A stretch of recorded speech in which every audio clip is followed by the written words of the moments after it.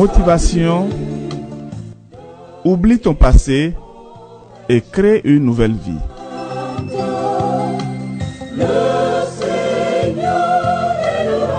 Motivation pour grandir, se développer et se créer une nouvelle vie.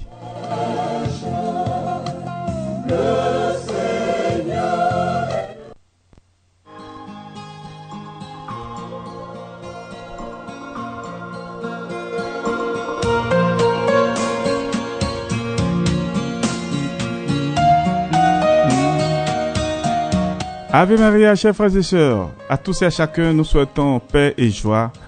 Que la paix de Dieu soit en vous, que la joie inonde votre cœur.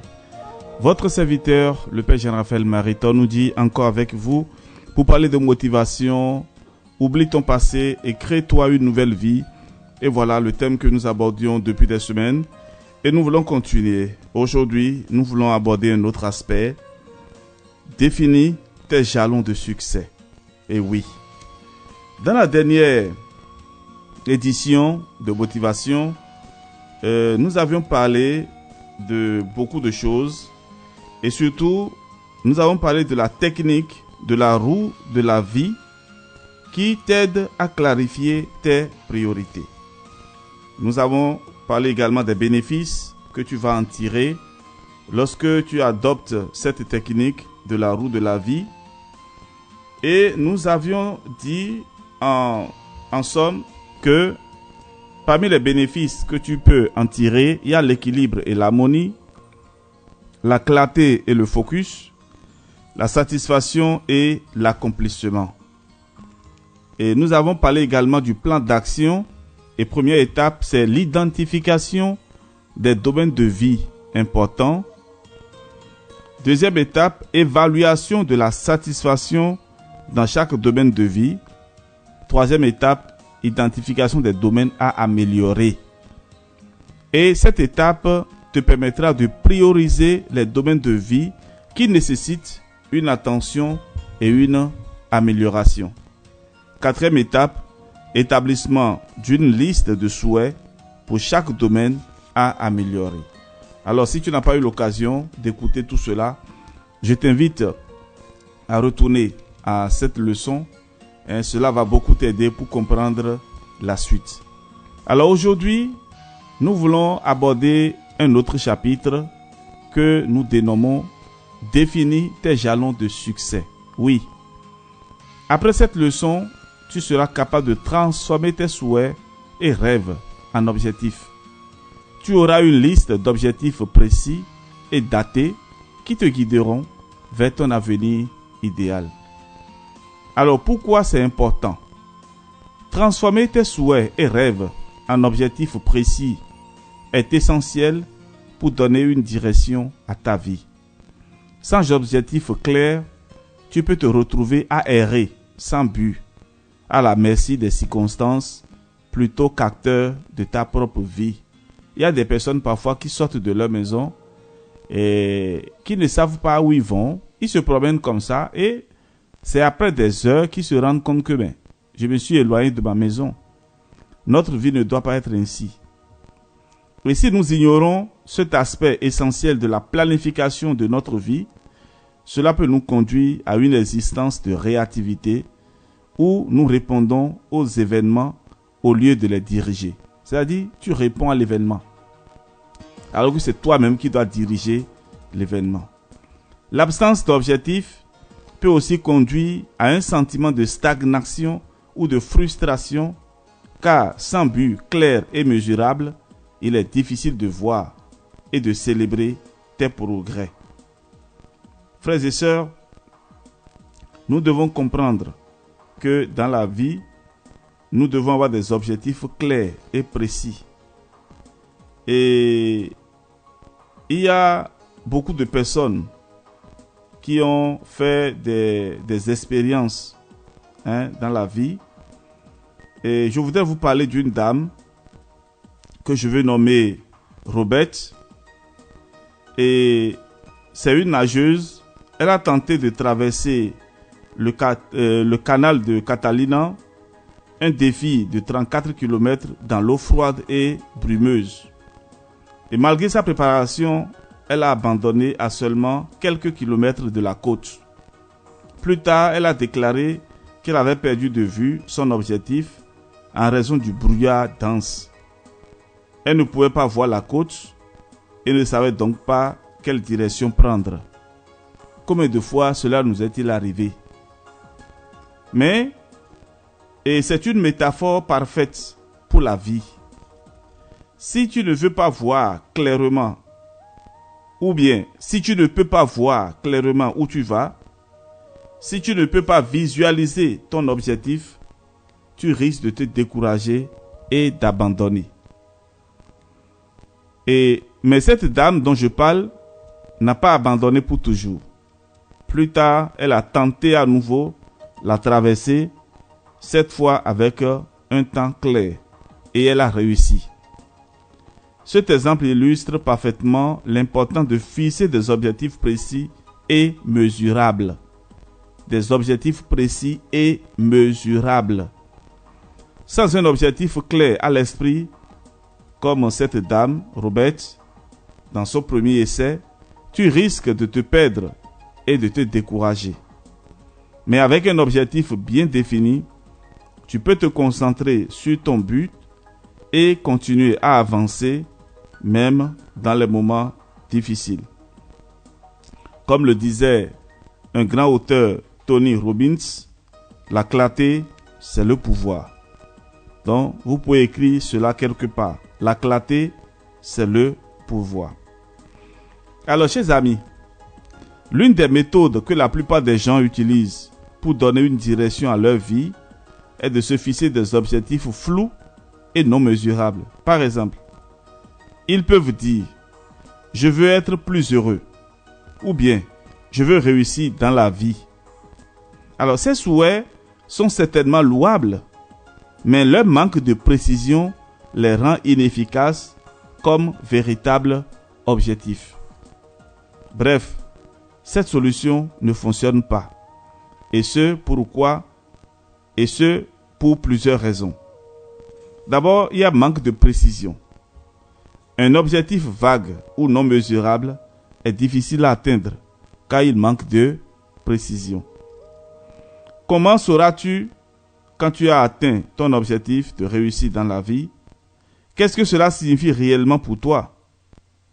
Sans une définition précise, il est impossible de mesurer ton progrès. C'est comme viser une cible invisible dans l'obscurité. Si tu ne peux pas voir la cible, comment peux-tu savoir si tu l'as atteinte? C'est comme un chasseur et il doit faire beaucoup attention.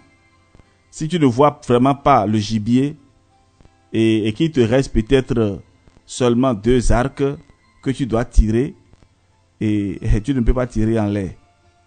Et donc, il faut la précision. Il faut aussi il y a aussi le manque de motivation. Un objectif flou peut ne pas fournir une motivation suffisante, car il n'est pas clair ce qu'il faudrait pour l'atteindre. Comment peux-tu te préparer pour un voyage si tu ne sais pas où tu vas? Et donc, frères et sœurs, nous devons avoir des objectifs vraiment élevés et clairs, mesurables. Il y a aussi la difficulté à évaluer le succès. Si ton objectif est d'être heureux, être plus heureux, comment sauras-tu que tu l'as atteint? Le bonheur est subjectif et peut varier d'une journée à l'autre. Sans une mesure claire de ce que signifie être plus heureux, il est difficile de savoir si tu progresses. C'est comme essayer de remplir un verre sans marque de mesure avec une quantité précise d'eau.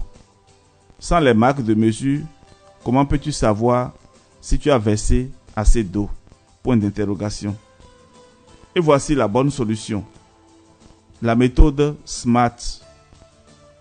S-M-A-R-T. La bonne solution pour fixer des objectifs clairs et réalisables est d'utiliser la méthode SMART.